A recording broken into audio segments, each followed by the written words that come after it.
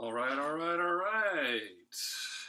We are back in the Rock Cave for Song of the Day.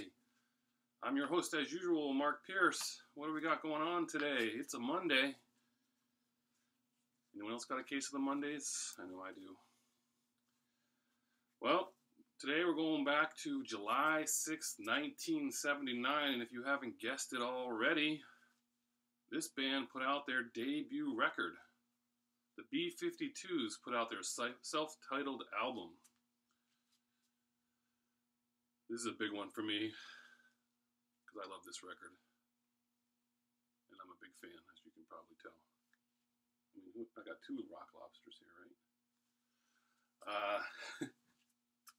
So, B52's, as we all know, formed in Athens, Georgia, along with fellow group REM. Same town. Formed in 1976, these guys are all just kind of hanging around. They sort of know each other, brother and sister. Ricky Wilson and Cindy Wilson are hanging out, and basically they all end up in a Chinese restaurant and share some kind of volcano lava drink. And the next thing you know, they're jamming, playing music together. They had some other names ahead of time before they were the B52's. One of them was the Tinatrons, and another one was Fellini's Children. Apparently the B52's, I mean, they think that the name of the band came from the hairdos that they had going on, which you can see here in the shirt. But they also say one of them had a dream that that's the name came up in, but who knows. Immediately start playing bars in that area and start picking up steam. They put out that record, Rock Lobster, pretty early as a single, and it sold like 2,000 copies just from underground talk. So that was a pretty big deal.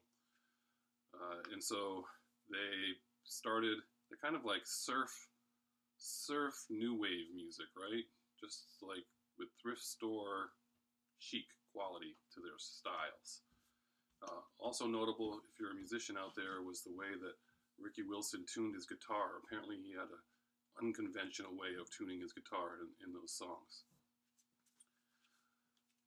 They basically had some fellow band members, fellow bands that told them that they should start playing in New York City, so they would start driving up there and they would play.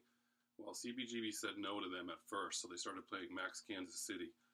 And then when that started getting a big following, they would start playing CBGB, and then CBGB said, you can't play both of us, you have to be one or the other. And then they ended up signing a record deal in 1979 with Island Records on their way to the Bahamas with the guy who founded the label. So they put out this debut album, this time 41 years ago. The critics liked it, it got good reviews. It really only went to like 56 on the Billboard charts. And even the single Rock Lobster only went up to like 52 or something like that. But this record was absolutely huge, in particular in Australia.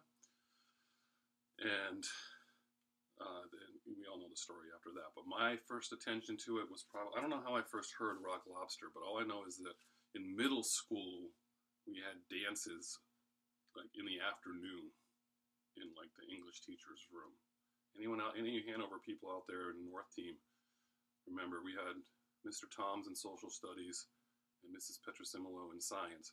Who was the English teacher? Mrs. Kelly? Is that her name? Anyway, I remember one particular dance at like 4 o'clock in the afternoon on a Friday, broad daylight. We tried to pull the shades down, playing records, and this record being like played and everyone just loving it.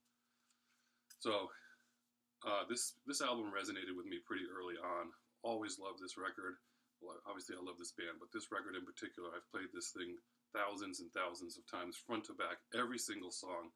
It's hard for me to pick a favorite song. I mean, I do, but for the most part, I love every song, know all the words to all the songs.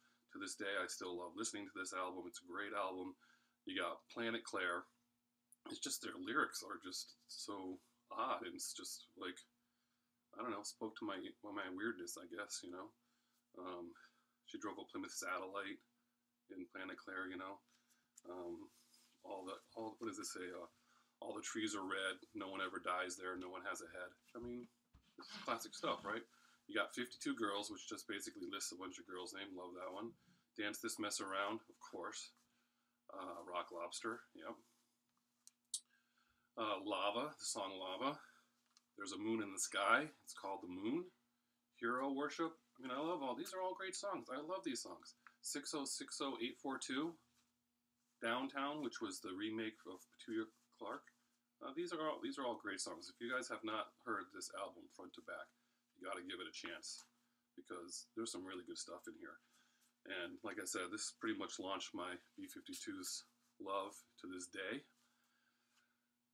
So what am I going to pick for song of the day? You know, I'm trying to be good. I'm trying to do a song of the day. I tend to post multiple songs under the song of the day, but if we're going to keep this going, you know, we got to try to pick a song of the day. So I really struggled with this because like I said, I love this album. And you would think I would go with Rock Lobster, and that would make the most sense.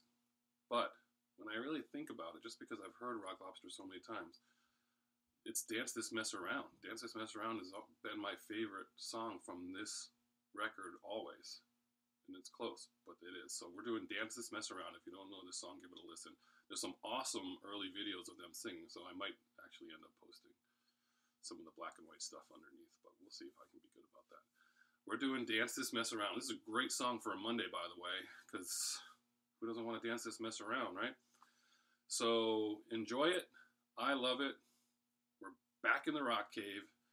And as usual, we'll see you on the flip side.